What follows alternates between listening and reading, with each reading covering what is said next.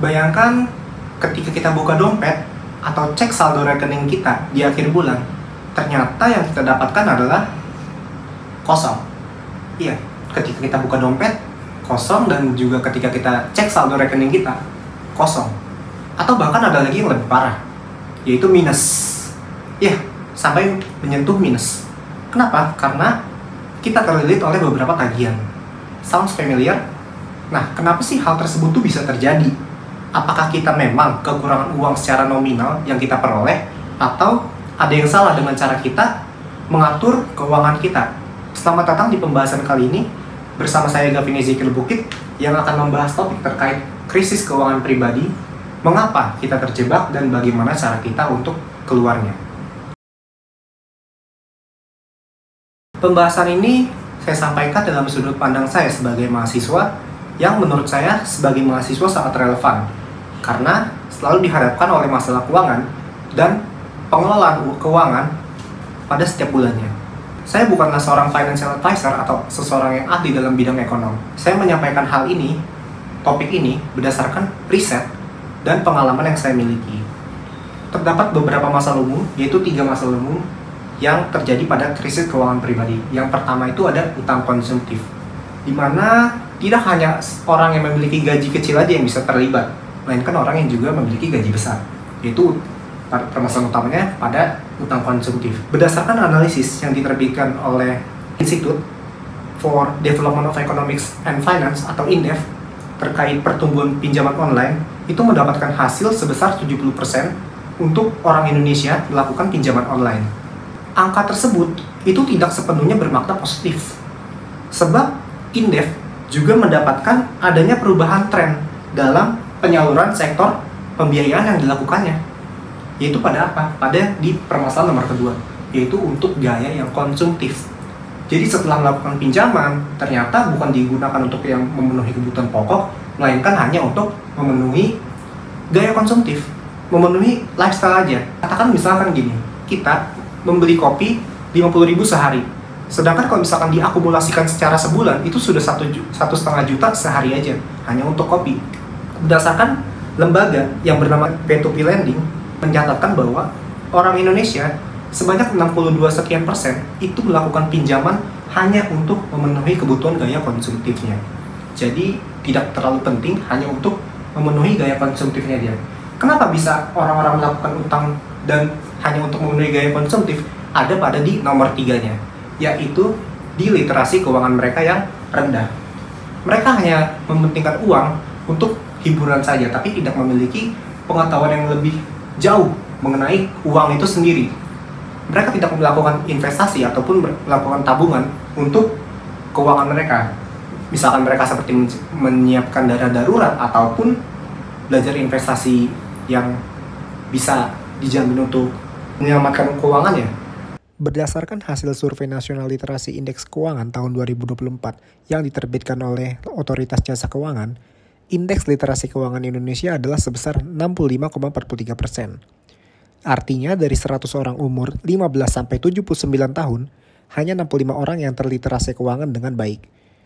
Hal ini sangat jauh dari target pemerintah Indonesia yang menetapkan standar sebesar 90%. Masalah umum ini juga berkaitan dengan aspek psikologi, next, yang bisa disampaikan. Terdapat juga 3 aspek psikologi. Yang pertama itu ada yang namanya efek Diderot, di mana efek Diderot ini merupakan suatu kecenderungan kita untuk membeli suatu barang yang memicu kita untuk terus membeli barang yang lain. Misalkan kita tuh ingin membeli sebuah baju. Oke, katakanlah kita sudah beli sebuah baju. Ternyata kita ada yang kurang nih, kayaknya nggak cuma baju doang deh. Bagaimana kalau saya beli celana? Bagaimana kalau saya beli jaket lagi? Hal itu terus efek Diderot. Jadi kecenderungan untuk terus memicu beli untuk barang yang lain terus, padahal kita tidak sangat membutuhkannya. Hal tersebut dinamakan efek Diderot. Lalu yang nomor 2, yaitu terjadinya dopamine loop pada aspek psikologi kita dalam krisis keuangan pribadi kita, yaitu kita terjadi kesenangan sementara yang didapatkan ketika kita berhasil menghabiskan uang kita. Kita ingin menghabiskan untuk hiburan ini, kita ingin membeli makanan ini, membeli pakaian ini. Terjadi dopamine loop, hanya kesenangan sementara saja, tapi tidak memperhatikan efeknya terhadap keuangan yang kita miliki. tiba-tiba sudah habis, tiba-tiba sudah tidak ada uang untuk bulan depan lagi, tiba-tiba harus membayar pinjaman, harus bayar hutang, dan lain-lain. Lalu next, di yang nomor 3-nya adalah aspek psikologi, yaitu FOMO, yaitu ketakutan seseorang akan ketinggalan sesuatu. FOMO, seseorang untuk ingin diakui, seperti adanya tuntutan sosial di dalam hidup mereka. Mereka harus memenuhi sesuatu untuk bisa diterima di kalangan masyarakat hanya untuk memenuhi kebutuhan sosial tersebut, yaitu FOMO. Aspek psikologinya ada 3 yang saya bahas, yaitu terkait efek Diderot, dopamine loop, dan juga FOMO. Katakanlah gini, setelah saya membahas masalah umum dan juga aspek psikologinya, kita bisa interpretasikannya dalam sebuah studi kasus, yaitu katakanlah ada seorang karyawan bernama Joko. Dia berumur 30 tahun, karyawan swasta di Jakarta. Katakanlah gajinya 12 juta sebulan. Tapi yang akhir bulan dia tuh nggak punya tabungan. Kenapa? Karena dia tuh banyak banget cicilannya, banyak banget tagihannya, seperti cicilan motor, KPR, dan kartu kredit untuk beli gadget, baru setiap tahun gitu kan, untuk beli barang-barang yang lain gitu. Dia pikir kan cuma 500.000 sebulan, tapi total cicilannya itu makan 60% gajinya. Suatu hari tiba-tiba dia kena PHK dari perusahaannya dan nggak punya dana darurat dari tabungannya. Akhirnya dia pinjam ke pinjaman online dengan bunga 20% per bulannya. Dalam setahun tiba-tiba utangnya membengkak menjadi 50 juta. Ya sudah, dia habis. Dia tidak punya tabungan, dia tidak punya apa-apa lagi untuk memberikan pembayaran kepada utangnya tersebut. Nah, apa sih yang bisa dilakukan untuk mengatasi hal tersebut? Next. Yang pertama, kita bisa melakukan budgeting dengan metode 50-30-20. Ini merupakan metode pembagian keuangan berdasarkan kebutuhan, yaitu kebutuhan 50% kebutuhan pokok, 30% keinginan, dan 20% untuk tabungan atau investasi. Dari 50% ini, kebutuhan pokok kita misalkan untuk bayar listrik, untuk transportasi, bensin, dan lain-lain, itu kita akumulasikan ke dalam 50%. Lalu untuk yang 30% keinginan, itu untuk kita kebutuhan dalam senang-senang. Misalkan ingin membeli baju baru, ingin nongkrong di kafe, ingin pergi ke mall atau kemana-mana, kita menggunakan budget 30% tersebut. Dan sisanya 20% adalah kita gunakan untuk investasi ataupun untuk kita tabung. Lalu yang kedua, ada emergency fund atau dana darurat. Dana darurat ini apa? Jadi suatu dana yang kita siapkan untuk mengantisipasi dari pengeluaran kita. Berapa jumlah dana darurat yang harusnya kita miliki? Yaitu 3-6 kali minimal dari setiap pengeluaran kita per bulan. Ini tuh penting karena misalkan terjadi sesuatu yang tidak kita inginkan, tapi kita harus mengeluarkan uang dalam jumlah nominal tertentu. Maka yang bisa digunakan adalah dari dana darurat ini. Lalu ada yang selanjutnya, yaitu menghindari utang. Karena sebisa mungkin bagaimanapun kita jangan sampai memiliki utang.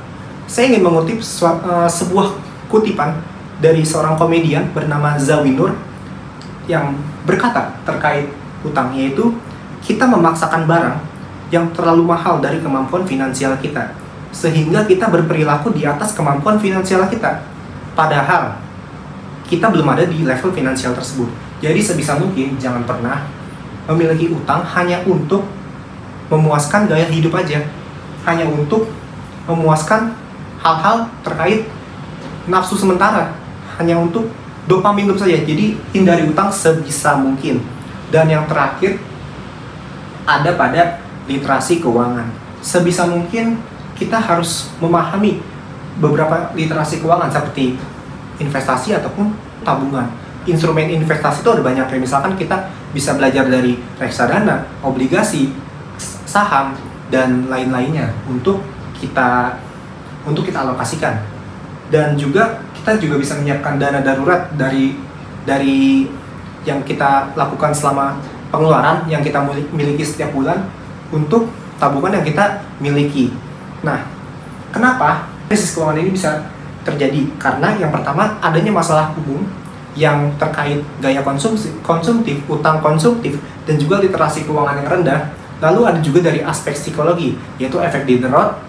Dari yang sudah saya sampaikan, yaitu adalah efek yang untuk memiliki barang terus menerus, tapi tidak ingin tidak tahu apa sih kebutuhan yang kita miliki pada barang tersebut. Dan juga ada juga aspek psikologi, yaitu dopamin loop, hanya mendapatkan kepuasan sementara aja, selebihnya menyesal karena ya udah kita udah mendapatkan apa yang kita mau, tapi ternyata kita tuh nggak sebenarnya membutuhkan banget. Dan juga ada FOMO yang terakhir tadi. Sebagai mahasiswa ataupun masyarakat biasa ataupun masyarakat yang bagaimanapun lah, kita tuh sangat baik untuk memahami literasi keuangan. Jadi sangat penting untuk kita terus mempelajari literasi keuangan dan manajerial keuangan kita dengan baik. Sekian dari saya, terima kasih.